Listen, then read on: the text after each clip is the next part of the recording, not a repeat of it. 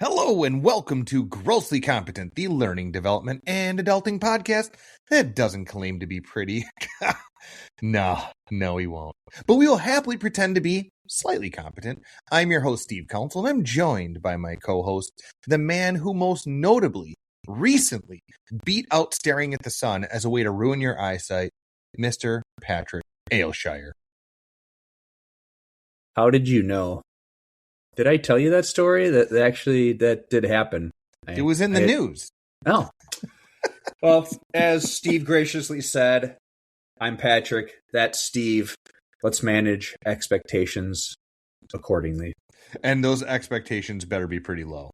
But let me jump in. I truthfully did this back in, let's say, 2017. Ooh, it was one of the solar eclipses, I believe.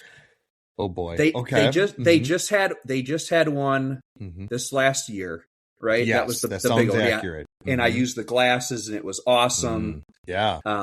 But back in 2017, we'll say I was in my mid 30s, I believe, and maybe not the smartest maneuver, but we were in the. It was right before the school year started, and we had like a little teacher day, and a handful of us went outside to go look at the eclipse, even though most of us didn't have anything, but it was like, okay, we'll just be out there for a second.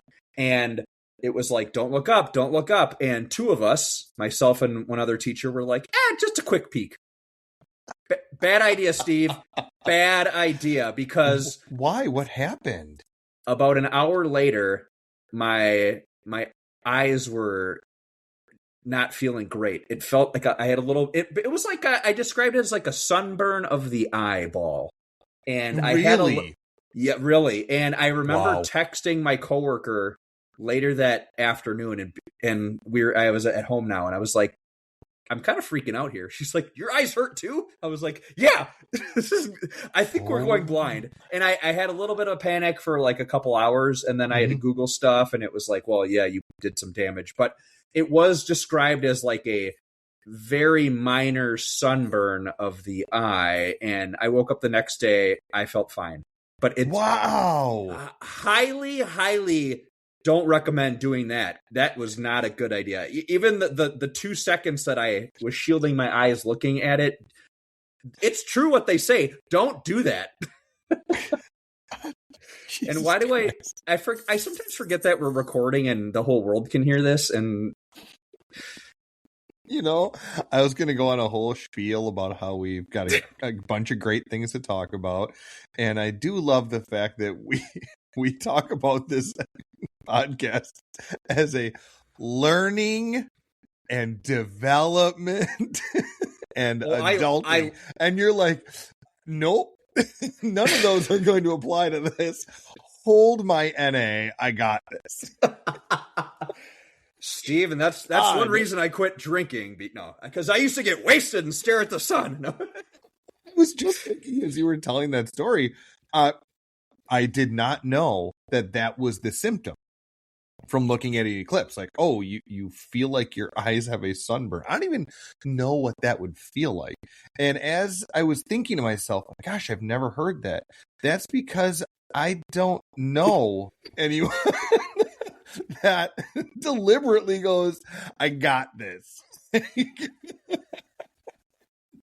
God. And this week's sponsor is called sunglasses. No, I'm joking. No, who is Mr. Ayleshire? Who is our sponsor this fine and wonderful?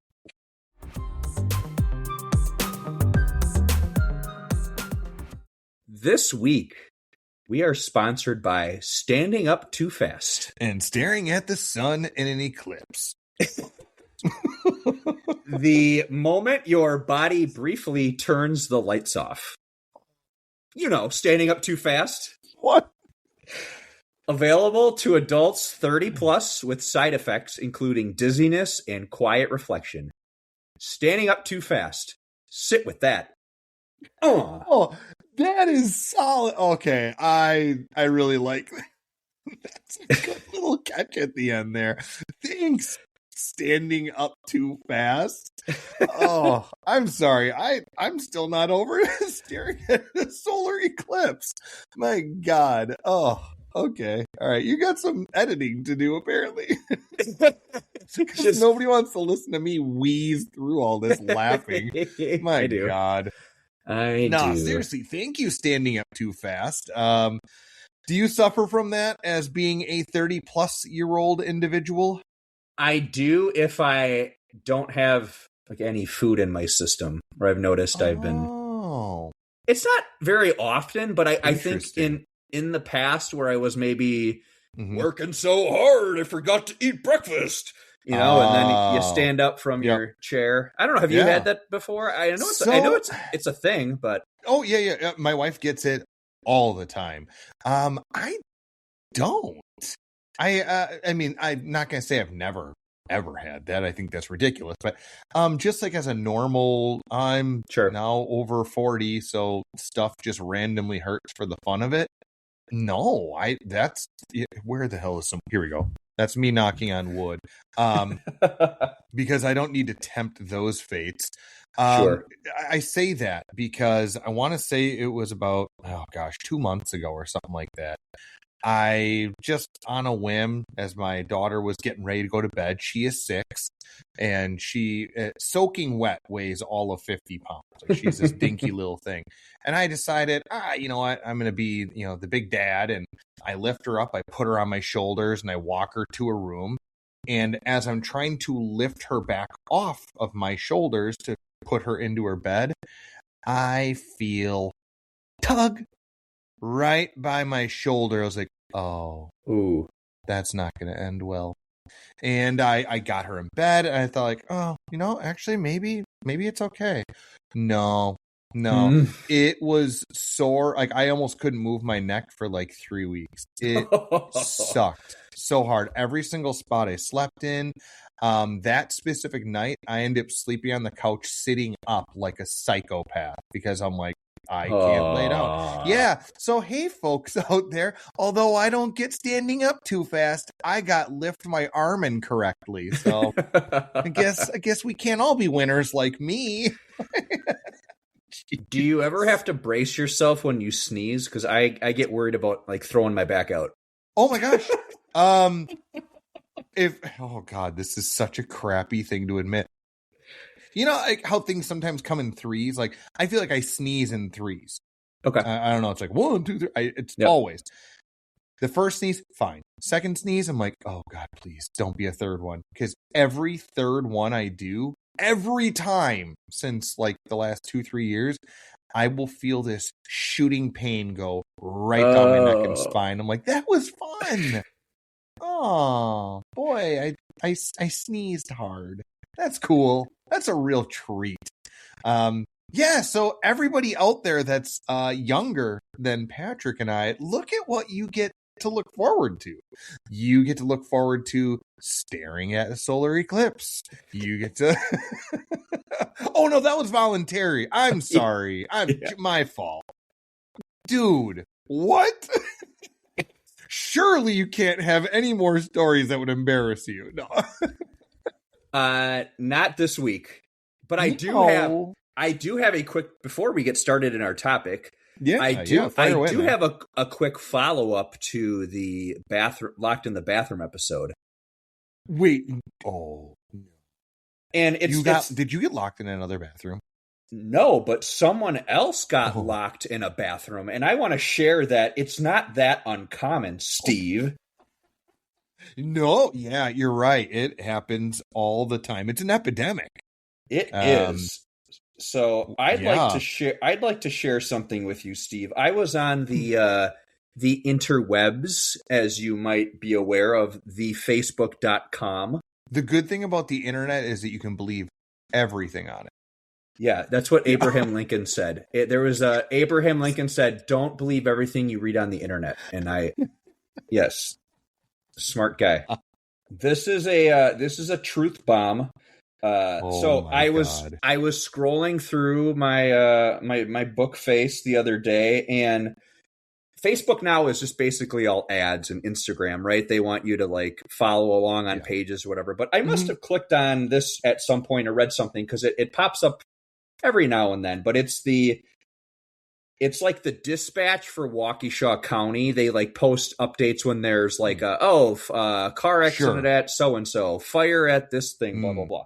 So hold on real quick. Just because I know we have some listeners not from the local area. Yes, Waukesha County is a prominent county in southeast Wisconsin that is near where Patrick and I reside. Correct. Yes. Thank you. No problem. This was it said 1251. This might have been from a couple days ago now. Sure. Planet Fitness, Main Street. And then it listed the city, which is Menominee Falls, which again, listeners, it's somewhere near where Steve and I are. Yeah, it's like the Milwaukee metro area. Mm-hmm. So it said underneath that, lockout/lock-in. Gym member reportedly locked in a bathroom. Staff unable to get the door open. And then it was updated at 1:12. Engine 97, which is again the EMTs or the fire department came out. Effective, occupant removed. So someone got locked in the bathroom at work. Maybe they were pulling on a closet door. I don't know. It doesn't say that in there. I was really, really concerned what you were going to say they were pulling on in the bathroom because I'm glad this is a PG PG-13, Steve. We don't need more flags by Apple.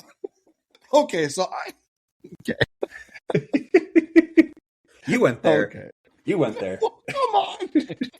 Wow. I'm assuming, the fact that this is a person that might listen to us because they're local. Anyway, was it 12? You said 12:51. That sticks in my head. Was it? Yes. I'm assuming AM. Like this is in like the middle of the night? No. Or is this the middle of the day? Middle of the day. Oh, that is even worse. What? They were locked in the bathroom. It happens to everybody. Myself included. Yeah. Wow. Okay. This is our new mission. Maybe we have to do this for like an anniversary episode of some kind. We have to figure out who this was. And we have to have them as a guest. Oh, that would be awesome. We just need... So, you know what? This was on Facebook, right? Oh, God. Yeah. Internet sleuths, do your work. Yeah. If you would be so bold, if you are from the Menominee Falls, Wisconsin area and you want to come forward and join us on Grossly Competent, that would be great. That would be awesome. You have inspired something in me. And I wonder if this is something we need to do going forward. Like, do we need to find random mishaps that people do? Like, does that have to be a segment of our show? Like, take a look at what this guy did. Like, I feel we're really veering from the learning and development part of things, but you know what? We can all learn from those mistakes, right? Like, I guess that's the way we can sell it. That's so Sheboygan. We would just tie it into something. Listeners out there, Patrick. Okay, there was a radio station that just recently shut down. Actually, they were bought out by some large company. Yeah, Christian rock. It was by a Christian rock outfit, and it was 102.9 WLUM, which stood for We Love You Milwaukee. And they, in the morning, they used to have a morning show where the two disc jockeys would do these segments. And one of them was Who's More Sheboygan, correct? That was the name of it? Who's More Sheboygan? Yeah. Where Sheboygan, we're from Wisconsin, folks, so I'm sorry we have a lot of Wisconsin references. Sheboygan has a reputation of being, how do I put this? Trashy. And they would find like newspaper articles or clippings of things that would happen in Sheboygan, and they would pit two of them together, and they'd have people call in and choose which they thought was like the most trashy. I mean, it was a dumb segment, but you would hear some of the most outlandishly funny things. from that segment. Ah, man, I won't lie, I missed that morning show. That was awesome. Oh, blast from the past. Yeah, maybe we need to talk to Cramp and Adler and see if we can't bring that back somehow. That would be awesome. I might have to figure out something there. I met Cramp. Same. About a month ago. So. Oh, really? Really? You should ask him if he remembers me. No, I'm kidding. But I was on one of his news segments. It's amazing.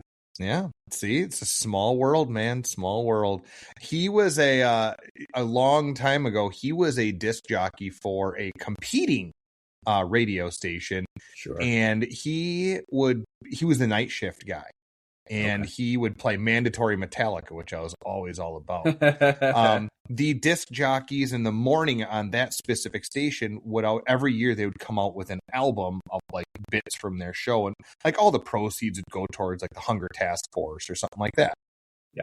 And I saw Mr. Brian Cramp, and I was like, "Hey, can you sign my CD?" And this was at like Summerfest in Milwaukee, and I remember him looking at me saying, "I'm not on this CD," which he's correct. He's not, because he's the nighttime disc jockey and this is the morning show. And I was like, I don't care. I'm collecting all of those signatures.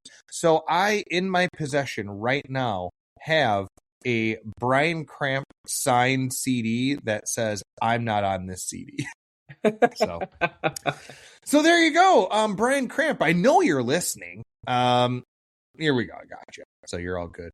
Awesome. That's funny that you met him recently. Was that through Zero Proof Pass? Yeah, when I was on the news, he very cool. He was in the room. It wasn't his segment, but I got to chat with him for a quick minute. That's pretty wild. Yeah, nice. That's neat. Yeah. That's awesome, man. Well, any other cool info and updates on the locked bathroom king? I think that's going to be it for today, Steve. Okay. Well, how about you want to dive into our topic of the week? Let's do it.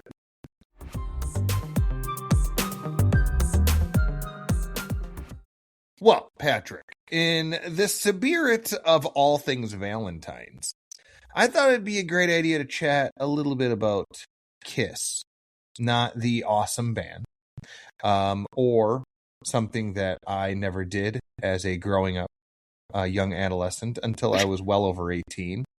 I am talking, of course, about the acronym for Keep It Simple, Steve. Stupid. Sorry. Steve. What a terrible joke. But like legit, I did want to talk about Kiss, as in like the idea of being very straightforward, that simplicity is always the goal when you're trying to convey some like message, idea, information. Specifically, if we want, we can talk about it in regards to learning and development and leadership in everyday life. But it was something that just kind of came to mind, so you will. I'm assuming you've heard of this one, right? I mean, what are your thoughts on it, if you have? And do you find yourself kissing lots? I am well versed in kissing, Steven. No, you're not. Mask on or mask off. Really doesn't matter. Yes. Oh my God.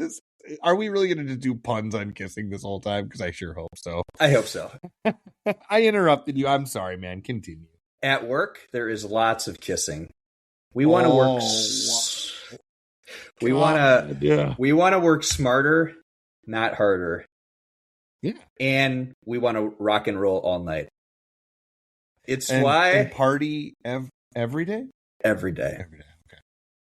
It's why L&D nerds want to know what a team, department, or company needs out of the training. Let's get to the heart of the issue so that we can tailor the training and not just do a full overview of the topic. You gonna read that next part? Listeners out there, I know we've talked about this, that we have like a quote unquote. I almost did. Ron Burgundy that. We have I call it a script, but dude, it's not. Like it simply just gives us kind of like our highlighted points of like things that we want to make sure we say. And Patrick and I can tell like which section is ours, because his is like a bluish color and mine's pink. That was, oh, you got me. Loser. You know what? I look good in pink. God damn it. But anyway, so I decided, while Patrick wasn't looking, to write in his spot after I knew he was going to say the thing about like tailoring training. I wrote in all caps, "I'm Patrick and I look like barf," because I'm a child. And that was funny to me. I'm gonna but okay, now sincerely, please. I agree with you, and I think that's something that often gets misinterpreted. I'd actually love to know your opinion on this, because I feel like it's misinterpreted when a department, a company, whoever it happens to be, comes to L&D, is like, "Hey, I want this training," and then there's like all these questions they're asked, like, "Okay, so what's the intent? Who's the audience?" And like, there's all these like drilled questions. I can't tell you how many times I've heard some people like, why do you care so much? Like, this is all I want. Just do the thing. This is why, because you want it. My favorite is when somebody comes to me and says, "Can I have a training on effective communication?" Wow. Yes, you may. Absolutely. What kind? Like, do you want it to be on like interpersonal communications? Do you want it on written communications? Do you want it on professional documentation? What do you want? Yeah. And it's often, "Oh, I didn't really think of it that far." Like, yeah, that's okay. I get it. I'm not making fun. I'm just, come on, please. It's like telling a chef, "Tell me how cooking works." No. Please don't do that. No, Please, Steve, no. that's a great point, and that is actually why my organization, we have a training request form that we created that participants will fill out. It's like 10 questions deep, but it answers everything we need to, because at the heart of the issue is sometimes, Steve, training is not the issue. It's not that training is maybe not going to fix this, but it also, again, when it will, at least when it will address, we know, you've already kind of alluded to this, how long this should be, who's going to be in the room, what can we narrow down? Is this going to be an e-learning, or is this an actually in-person session? So you answer a lot of those. What have you tried already?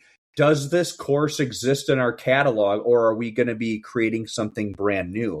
So I think that's huge. Yes, the form might take a little bit of time to fill out, but it really jumps to what we need out of these requesting teams, departments, companies, so that we can help them. We're here to do that. We are the experts on creating this content. However, if you don't really know what you want, that doesn't really help us come up with that. Yeah, I think that's extremely valid. Number one, good on you guys for kind of going above and beyond and having something tangible that forces that individual to really reconcile with what they want. Because it's all too often that you will get a leader of some kind to say, like, "I want training on X," and it's a very broad subject. I said the effective communications thing because that is, sincerely, it has happened at literally every company I've ever worked at. I can't stress that enough. Like, it happens. It's fine. It's kind of one of those, I hate to say hot button topics because it's very important, but it's almost cliche in that. But I think there's great ways to approach it. And God, we could have that conversation at a different time. I'm not being a very effective communicator right this moment. Let's be honest. But I think forcing somebody to really come to terms with what they want is extremely beneficial and kind of helps curb that curbs the kind of waste that could happen, that you're going to go through building something that you think is great, it's robust, it covers what you want, and then they come up with, "Well, that's not what I wanted." Oh no, like that stinks. Now, there is a really cool part. You said earlier, Patrick, that like, we're a support. And I say we, like you and I, like, learning and development as a part of organizations, we are a support mechanism. Our success is your success. And sometimes one of the coolest parts about being in learning development is that you get to work with all different kinds of people, and all you get to learn from different subject matter experts and different fields, and that's super cool. Except when they get a little overzealous on like what needs to be done. That's when we have to kind of curb that in. Do you now? Because of your role, and you're working with a multitude of people within like a specific county, do you feel like you run into that, or is that more of like an internal corporate kind of a thing? This reminds me of someone wanting to teach me everything they know about the topic. When I just really wanted the basics. You know, we've joked about this phrase before, but it's kind of the long story longer or short story long effect. You know, yes. I'll take the Cliff Notes for 400, Alex.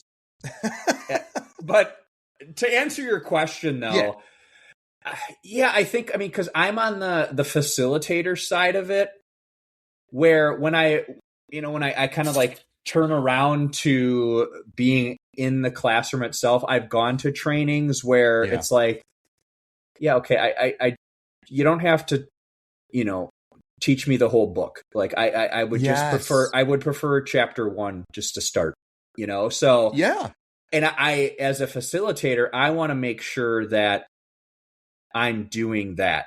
You brought up effective communication. Another one I taught a bunch last fall, the fall of 2025, was customer service. But what does that mean? So exactly what a broad statement. Yeah. So we really narrowed it down more. So it was for a specific department. What does it look like for them? So it wasn't just a broad customer service, but even then it was we only had 2 hours. That's as much as they could give us. So we still had to break it down a little bit.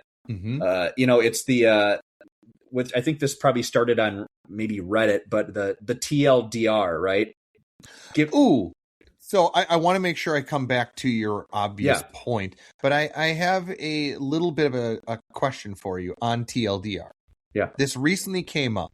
I wrote an email to somebody. It was very impersonal, just like just, 2 colleagues, whatever.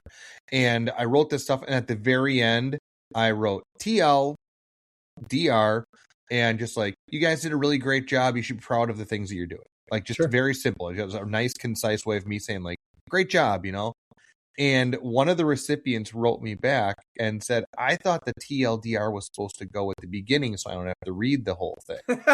And and genuinely, I was like, I've only ever seen TLDR at the end of something. Which one is it? Is it at the beginning or at the end? And I'm being genuine. I am actually being serious. I don't know. I thought it was always the end. Is it for people that scroll through or skim through that are like, okay, get to the bottom and see what this is about? Yes, that's what I thought. It does make sense, though, for it to go at the top, but also then it's almost like a wasted effort below. I don't know. And my assumption was, I could very well be wrong. So if somebody out there in listener land who is far better versed in this internet reticate, if you will, my understanding was to have the TLDR at the end, because if you're scrolling on Reddit in this specific instance, when you scroll to the end, that will lead you into the comments. Correct. And it also leads you to the upvote, downvote buttons too.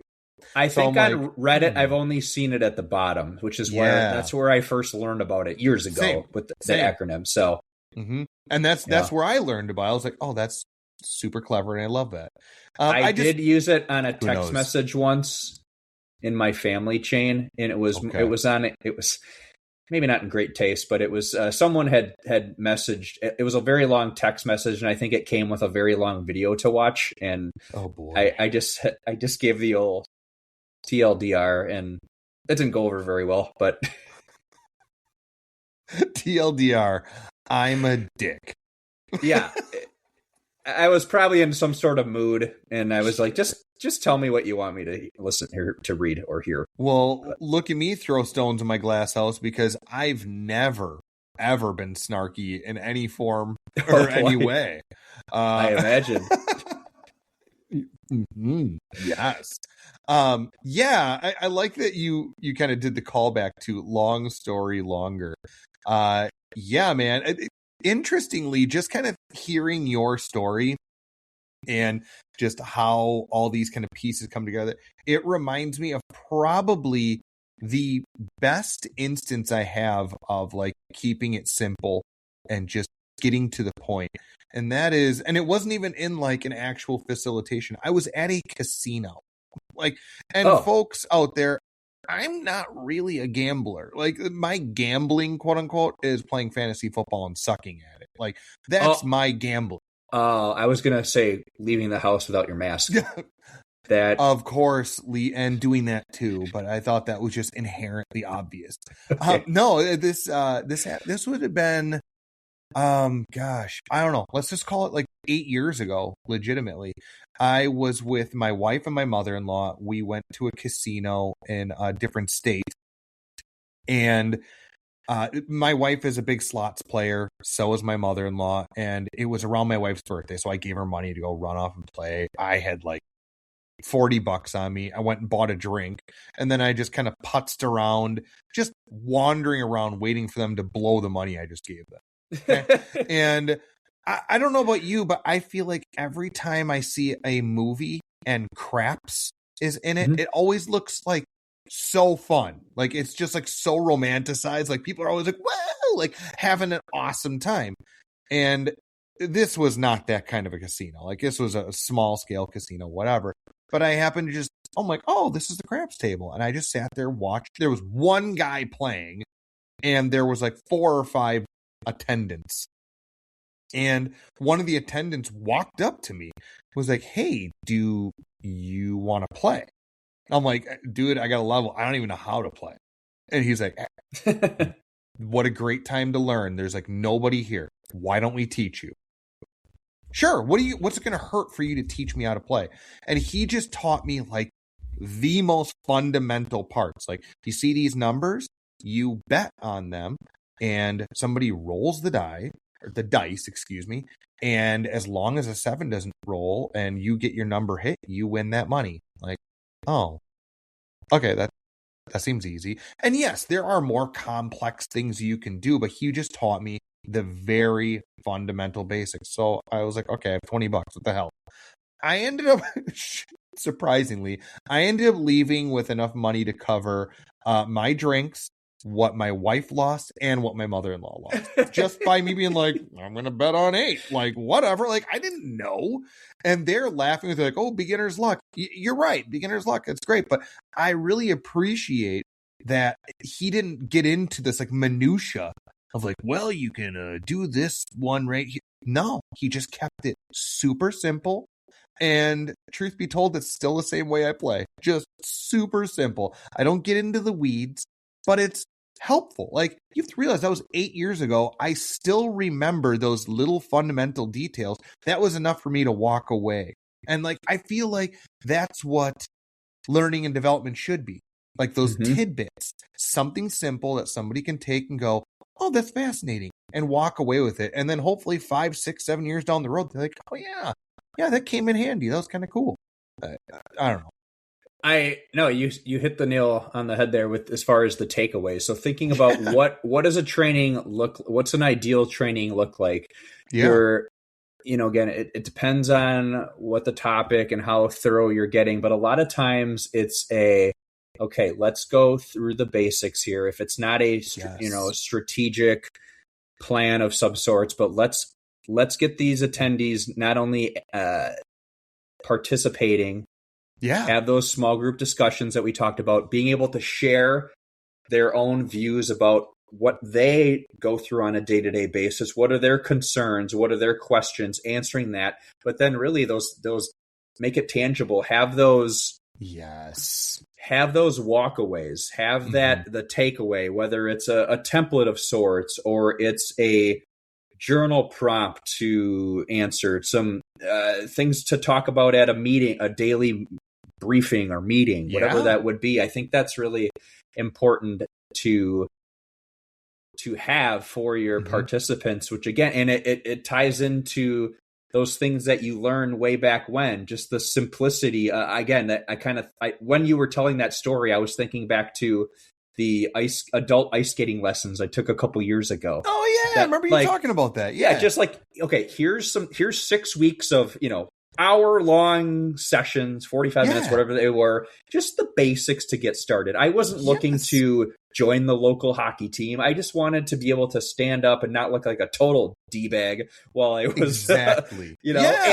And sure enough, Steve, I went out last week at the local free ice rink, which the Milwaukee County operates, and I went on my lunch break and spent a good half hour. Just again, I was very rusty from those lessons, but still, I thought about everything I learned in that time, and that got me going, got me moving around the ice, and worked up a little sweat. So it was great. That's a perfect example, man. Yeah, like you were able to take those very small, digestible little bits and actually put them to the test, to the point that even how long ago was it that you took those? 2 years ago.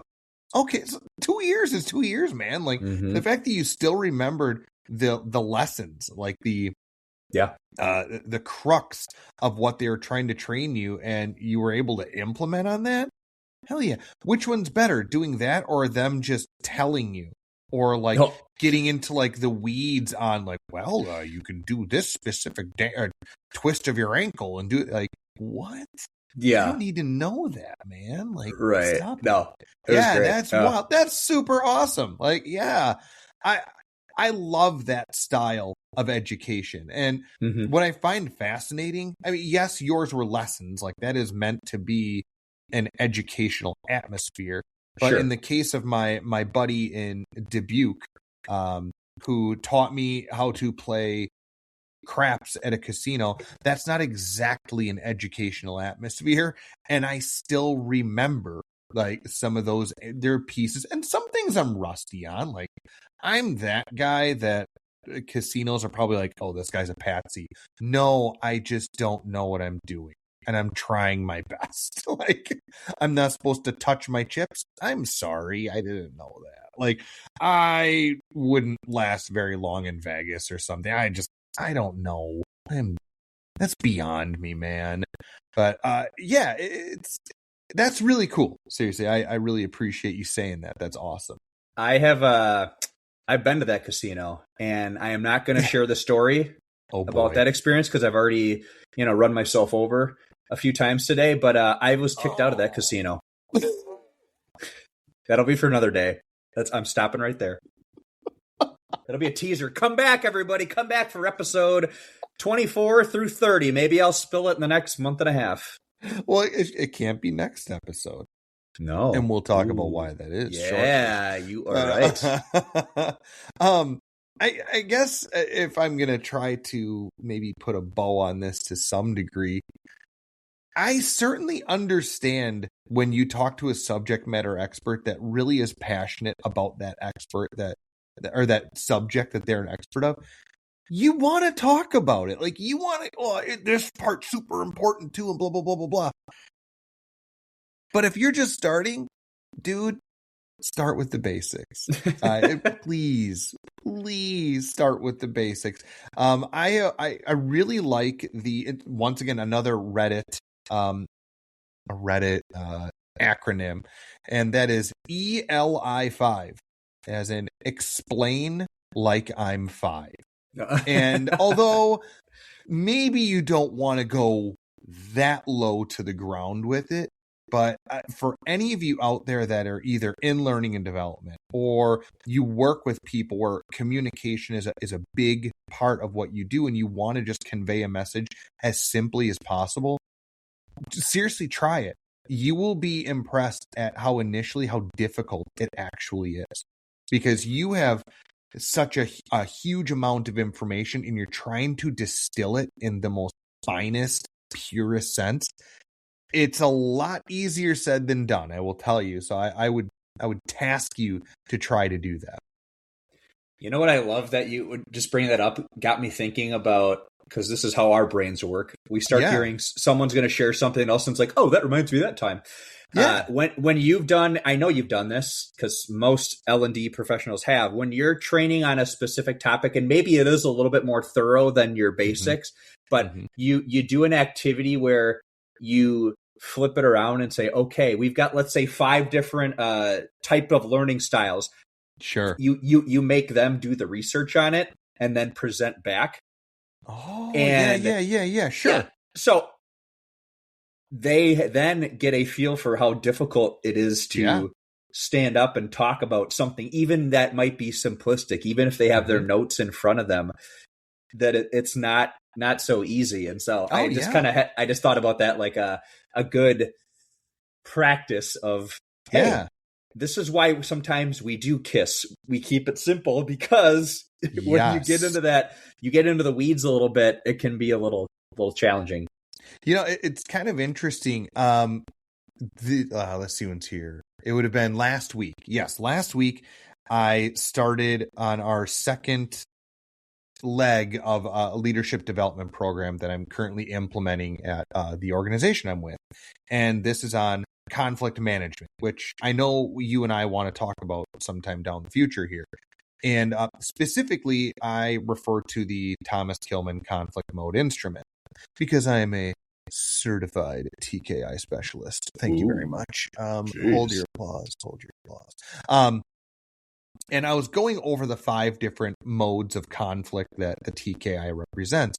And as I was talking about them, I had somebody in the course say, like, these feel like caricatures. Like, the way you're describing these feel like they're over the top caricatures. And I followed up with, well, I am explaining them in like the most extreme sense, because if I just kind of talk about them in the most mundane sense, you won't get the real impression of them.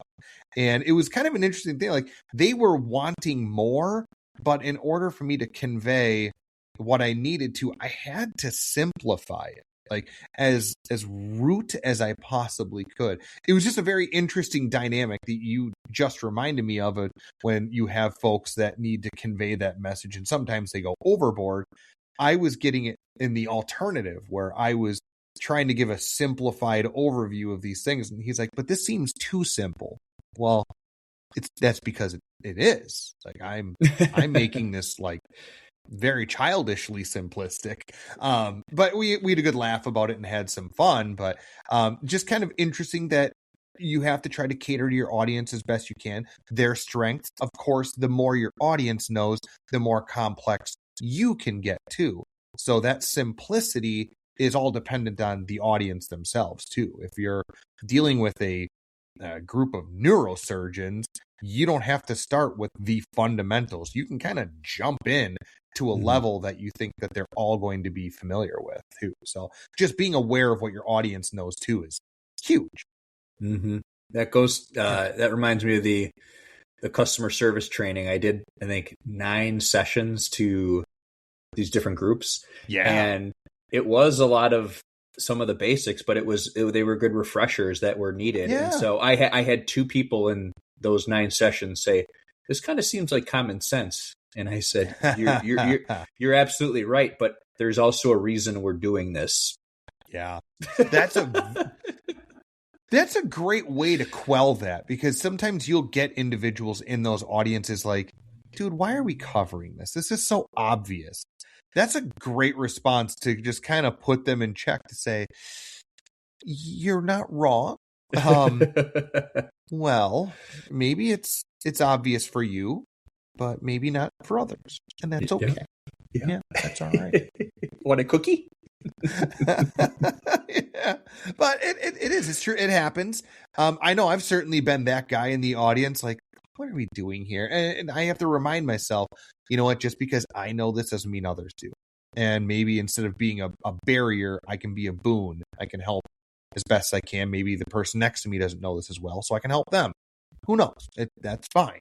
That's what we're all here for. We're all here to learn. So, yeah.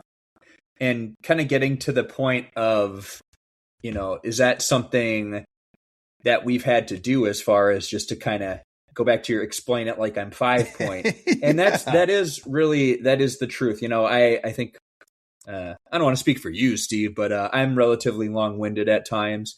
So, dude, have you met me? Like, have you ever talked to me before? I don't even know what you really look like.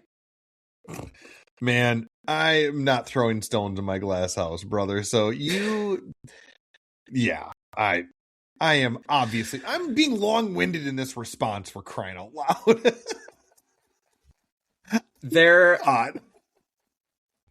This doesn't happen too often, surprisingly, because I've just learned how to like reel it in a little bit. But There are times when I am facilitating where I can feel the train has started to go off the track a bit. Dude, 100%. Yeah. You gotta steer this puppy back on course. And typically I'll just use some sort of humor with it or tie it into some of the content. And usually it comes back to like being, the self-deprecating of humor. Like, oh, there we go again. This is why we don't, this is why we didn't have small talk, because there is most small talk with me. We could talk about the weather for half hour. Oh, I'm guilty as charged, man. I as a matter of fact, it almost happened today. I was facilitating a class, and we got onto not a tangent, because it was very pertinent to the topic at hand.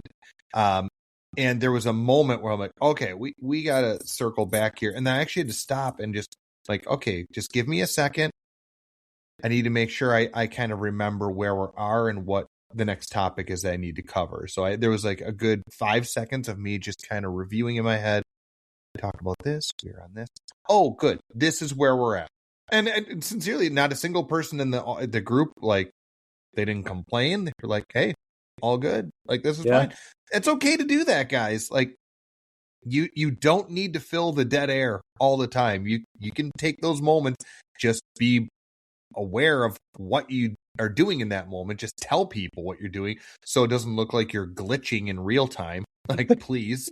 So I just kind of go, hey, just give me a second. Want to make sure I am mentally where we need to be and continue forward. But man, I will admit, in my earlier days, not only did that train go off the rails, but it was in like a different county at some points. Okay, we did not cover what I wanted. Holy hell. So there was some classroom management that needed to be done on my behalf, and just getting that squared away too. But that's all part of growing and learning, man. It's all part of it. It is, though, and it's funny that you say that too. It's because I think, being a former educator, and I would have this conversation with a previous manager all the time, because she was a former educator too. And we were always told, you always plan for more.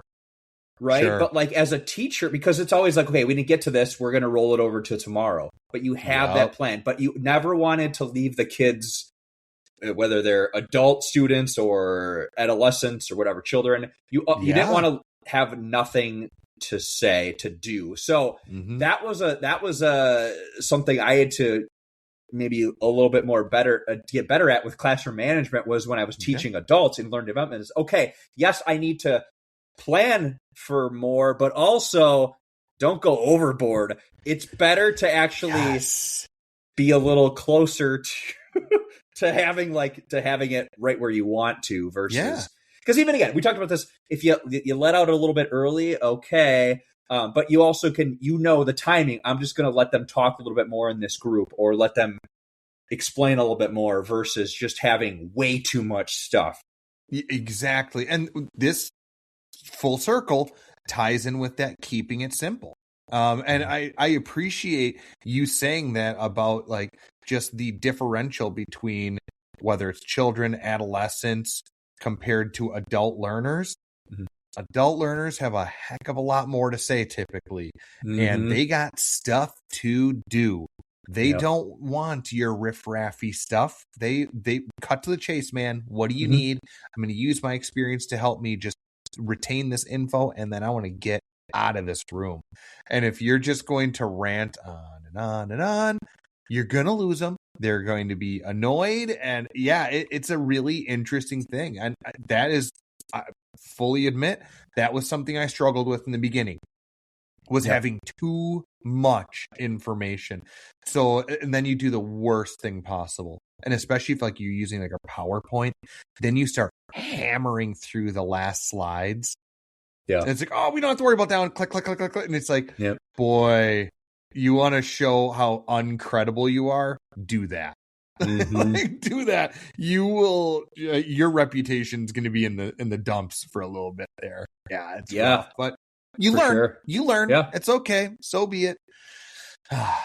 Well, I mean, I could talk KISS with you a lot, Patrick. I mean, I feel like we have a connection. But is there anything else? Like, did we miss anything? I don't know. I feel like we kind of covered a good amount of kissing. I will make one more point, and that is... Oh, yeah. Fire away, man.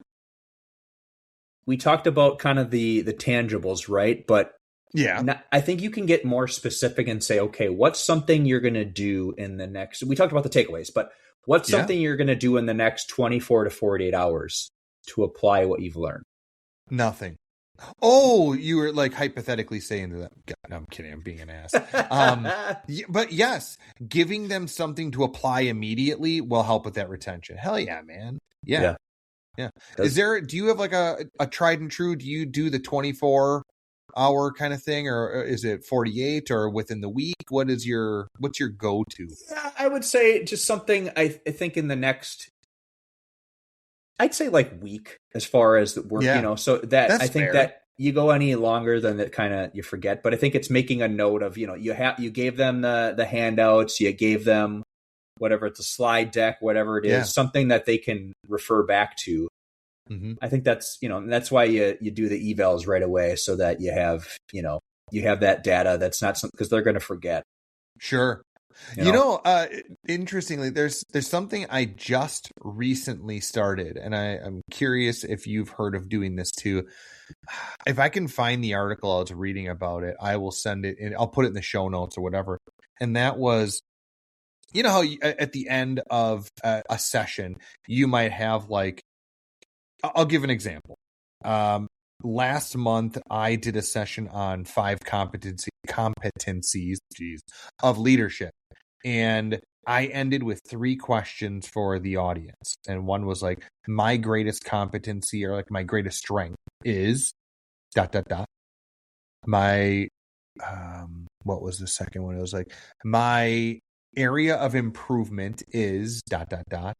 And what is like my, what's my goal for like the end of the month? It's something along that line, right?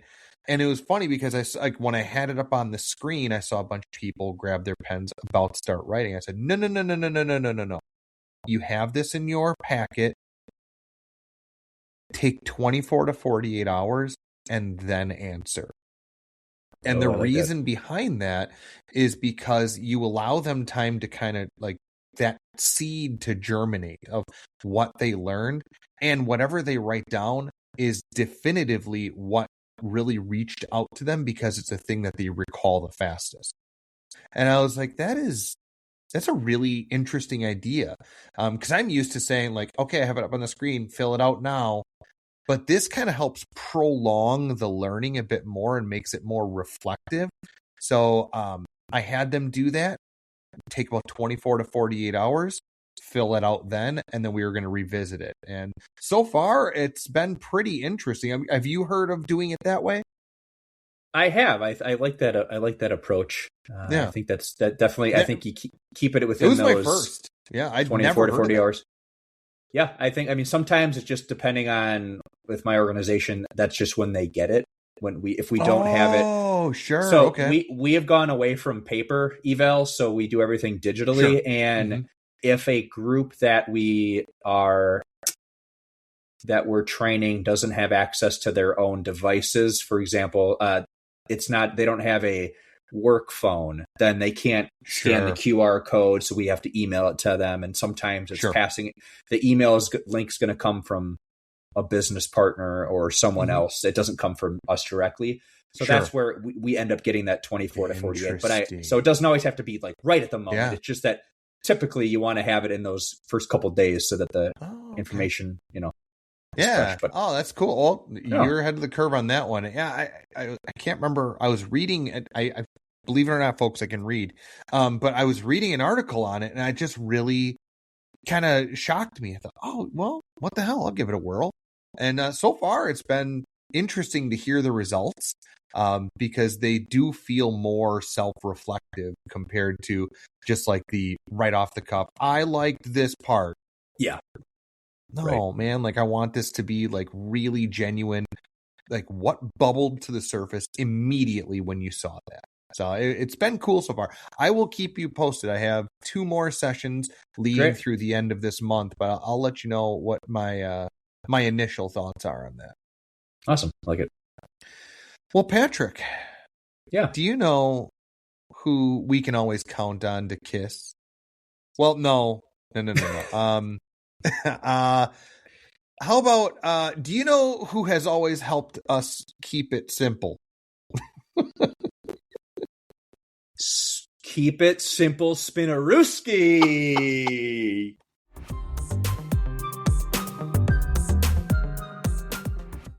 Spinarooski. It is indeed, good sir. Well, folks out there, while my co-host fires up the wheel, a reminder for all of you listeners out there. Each episode, we spin the Spinarooski wheel. It is a wheel of names that might belong to the woman who so generously shoved, literally, Patrick and I into the ugly club all those years ago. And the goal is that eventually we'll land on her name and thank her properly. Patrick, are we ready? We are so ready. Spin that Rooski! Boom.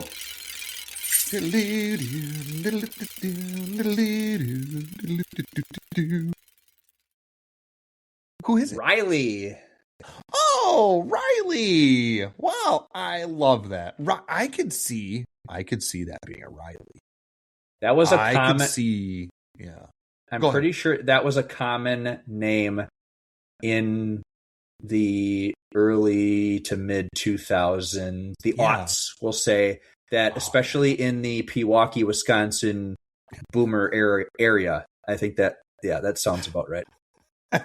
Every time we say the name of this place, I always think we're talking about the generation, like the generational name of boomers. And it's like, no, we're talking about a location. A very wonderful hybrid country / techno bar. We weren't actually looking for an older woman, a boomer. No. Named Riley. That just makes it feel like she has that like smoker's voice. Like, hey, she's a cougar. My name's Riley. You got a pack of Newports I can have. Like, gosh, Riley, I think you need to cut those off. Anyway, Riley, not that you have raspy cigarette voice or anything. Thank you so much. And I really hope that this is your first name because Patrick and I have always wanted to thank you, and this is our best way to do so. Should we close this puppy out, my man? Let's do it. Well, yeah, Steve, I want to thank everyone. No, you don't. No, you don't. No, you don't. Thank you all for joining us on Grossly Competent. If you like what you're hearing and want to support the show, here are the best ways possible. You can tune out Steve, subscribe, follow, and give a 5-star review on Apple Podcasts, Spotify, or anywhere you get your podcasts. You can visit us on Buzzsprout at grosslycompetent.buzzsprout.com. You can be an active supporter and help us with the show. Every cent counts. Well, every 5 cents counts because there are no cents anymore. You can give us a shout on Instagram at grosslycompetent. You can email us directly at grosslycompetent@gmail.com. And the best way is to please tell your friends, family, coworkers, or that awesome learning and development specialist person at your company about this podcast. Steve? Are you going to do the next part or do you want me to? We appreciate all dancing. of you. Any form of support you can provide means the world to us. I don't know if it means a lot to Steve, but it does. This truly is a labor of love, and we love bringing it to you each and every week. Man, this is our Valentine's Day episode. So when you say that we love doing this, we do. And I know Patrick and I joke around and we make fun and whatever, but genuinely, we love doing this, you guys. We appreciate every single one of you that takes the time each and every week to say, you know what I want to do with an hour of my life? I want to listen to Patrick and Steve talk about learning and development and getting locked in bathrooms. But I joke, I can't stress enough how much that means to us. So thank you all so much. It's so much fun being able to bring this to you each and every week that I can't imagine my weeks now not doing it. So thank you guys so much. Do you have a shout out? Well, you know what? Hold on. I gotta stop here. You crushed that last spot, my man. Hey, you crushed it. I learned from the best. Who? Because it's not me, man. I learned. Let me start that over. I learned from the ugliest. I learned from someone. Yeah. But seriously, Patrick, you did a wonderful job, and I appreciate that. Listeners out there, I did not know he was going to do that. I was like, oh, you can't see us because obviously this is an audio format, but my eyes got real wide, and I don't know why. I just started dancing. I just I got the spirit in me. It was great. But I have a shout out this week. Please. And this is going to be a little bit different than normal because I'm going to give a shout out for our next episode. Folks out there, we are going to be graced with the presence of our second guest. And that is a Linnell Meath. If you are unfamiliar with who that is, I am going to pop her LinkedIn into the show notes. She is not only awesome, she has a ton of amazing experience, and she has enough class to spruce up the joint in spite of Patrick and I. She's awesome. I think you all are going to love her to death. She's amazing. I am beyond excited to have her on next week. You're so excited that you were ready to stand up really quickly, but I do recommend do it slowly because our sponsor would not want to get offended. No, we do not want standing up too fast trademark to get upset with me at all. No way. That I will not do that to you, nor will I raise my arm too quick or sneeze 3 times. So. I do recommend staring at the sun, though. Just a quick glance. Staring at the sun is one thing. Staring at a solar eclipse. Such a dumbass. Oh man, we're gonna maybe on our 50th episode we can rank my stupidity by story. Come back for episode 50 in 6 months? It'd be around there, I think. Yeah, 6-7 months. Yeah, give or take. It's coming up. I know. Man. That's why. No, I'm excited to have Linnell on the show. I do not know her, and so I'm excited to meet her. And I know she's going to bring a lot of, again, class, like you mentioned, and definitely spruce up this place because it is rough. If those of you that are still listening, you don't listen to the last bits of our episode. Steve and I bantered for about an hour, about a minute last week about how we were probably talking to ourselves as we tend to do. So, stick around for the last 30 seconds or so. Sometimes it's pretty wild. It may be. Maybe not. I guess you'll just have to find out. We need to disable the fast forward button somehow. Yes. All right. Yeah, man. That's it for this. Yeah, that's it for this episode, Uggos. Happy Valentine's Day to all you fine folks. Keep it classy and kissy. And I suppose we'll see you next time.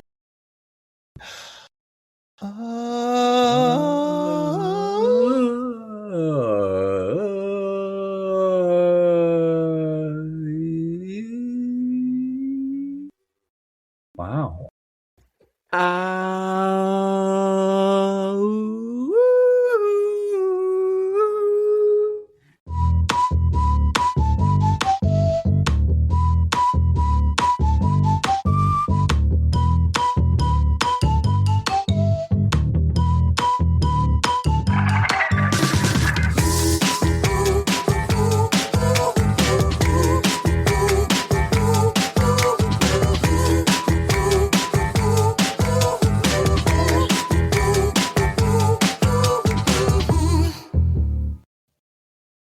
Just a heads up, I can totally hear your clicking.